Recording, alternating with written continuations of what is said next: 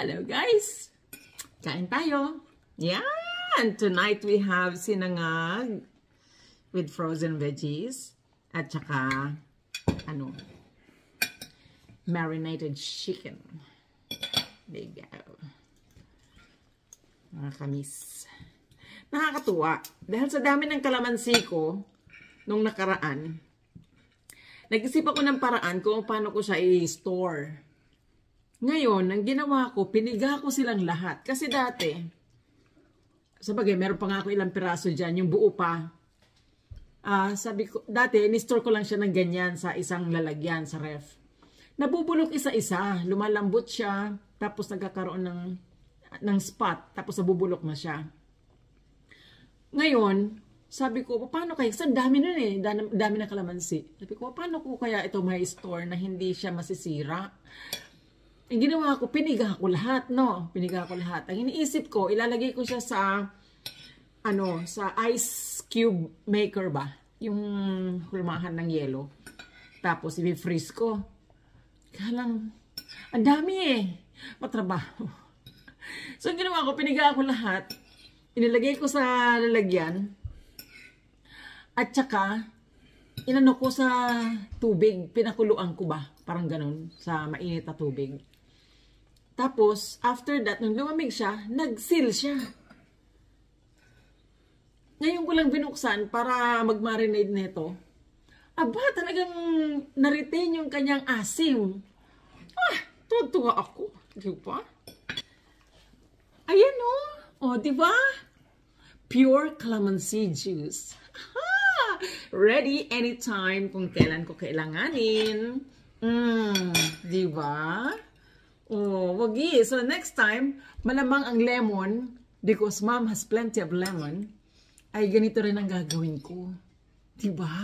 Baka sakali kasi sa spring na darating, ay hindi masyado mamunga yung aking kalamansi. Diba? Oh, may reserva ako. Nice. Diba? Sealed talaga siya. Nahirapan ng asawa kong buksan.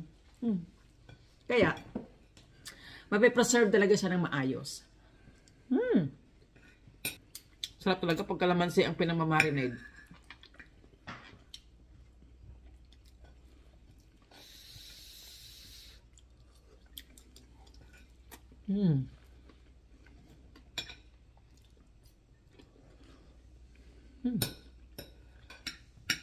Tapos, instead na iihaw, nilagay ko sa turbo.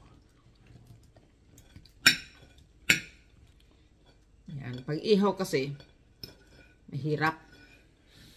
Yung aming barbecuehan ay lilinisin pa, paiinitin pa. Makaluto, 2 piraso na naman nalulutuin.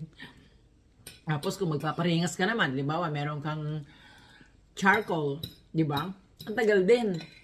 Kabusisi. Turbo na lang.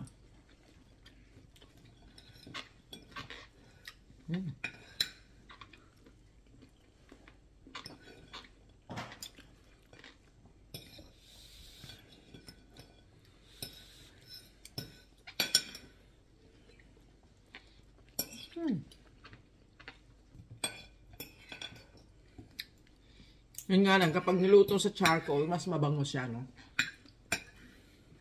Iba talaga.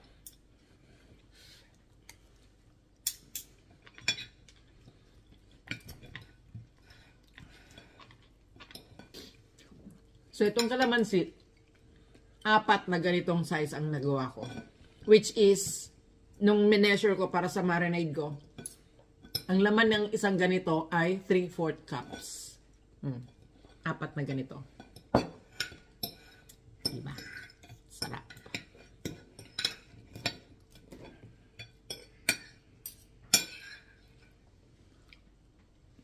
Natakot pa nga ako kasi nung makita ko yung mga bote habang pinapakuluan ko, kumukulo sa loob yung juice. Sa sobrang init, kumukulo yung juice sa loob. Akala ko, masisira, ganun. Yung bang mawawalan, magbabago yung lasa. Pero hindi. Puro talaga. Asim. Tsaka magandang ilagay sa ganyang maliliit na bote kasi every time you use it, hindi mo bubuksan yung isang buong malaking bote, di ba? Tapos saka bukas na siya. At least ito, kung ano na yung kailangan mo, yung iba, untouched. Sealed pa rin.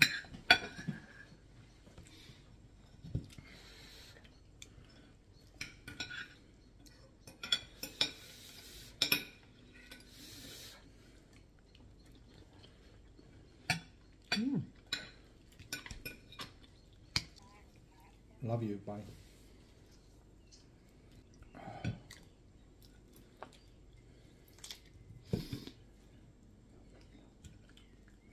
Sarap ng balat.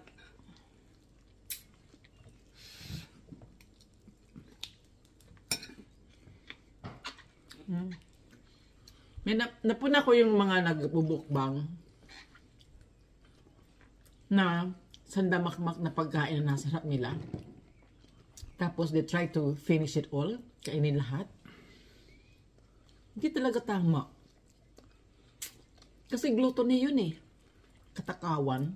Gluttony yun, kasalanan yun. Kaya dapat ng mga nagmumukbang, ganito lang. Yung sakto lang ba na laman tiyan.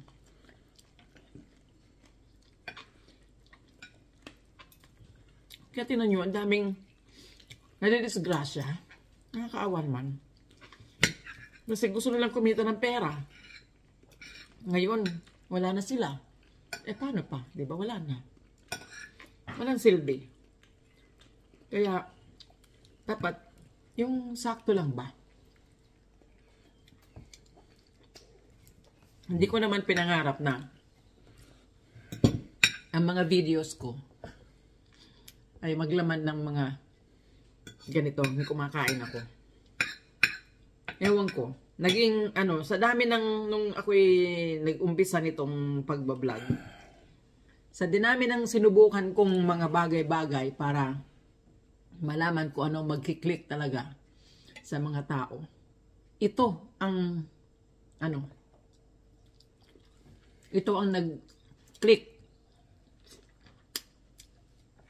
Kaya, siyempre, tinuloy-tuloy ko na. Sabi nila, yung mga nag-comment, hindi lang naman daw yung pagkain ko ang pinapanood nila, ang gusto nilang mapanood, kundi yung kwento ko din, yung mga sinasabi ko habang ako'y kumakain. So, maganda, di ba? At maraming salamat sa inyong lahat sa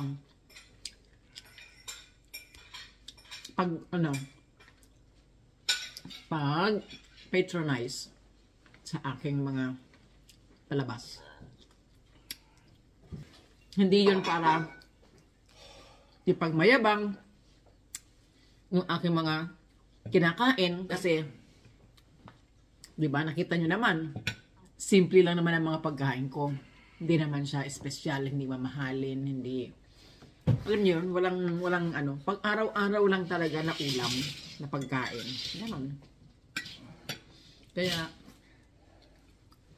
hindi talaga yun para inggitin kayo or magyabang.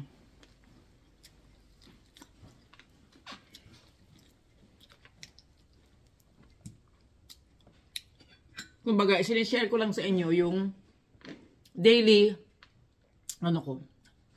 daily food.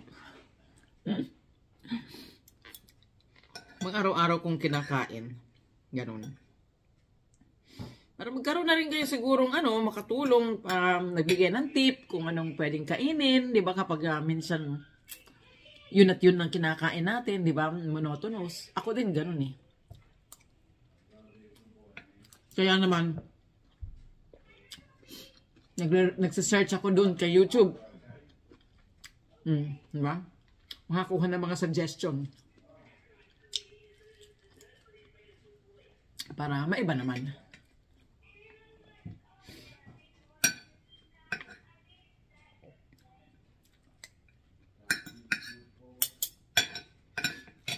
Ganyan to, manok. Diba? Lahat naman tayo nakakapag-ulam ng manok. Pero, may iba't ibang klase ng pagluto ng manok. Diba? Meron niya may sarsa, may tomato sauce. Meron tinola. Meron yung may gatas. Di ba? Ano pa ba? Pinirito. Kung ano-anong sangkap ang hinahalo. Nahalo. Ganun.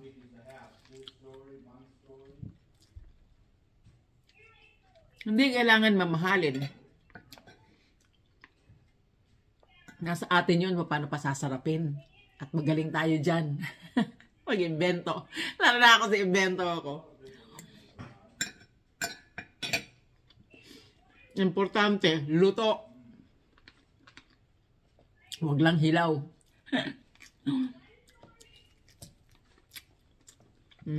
So, I hope guys, kahit ano pang meron dyan sa pagkainan ninyo, ay ma-enjoy nyo. Pagpasalamat nyo kay Lord, blessing pa rin yan. Okay? Enjoy your dinner. I'll see you next time. Bye, God bless!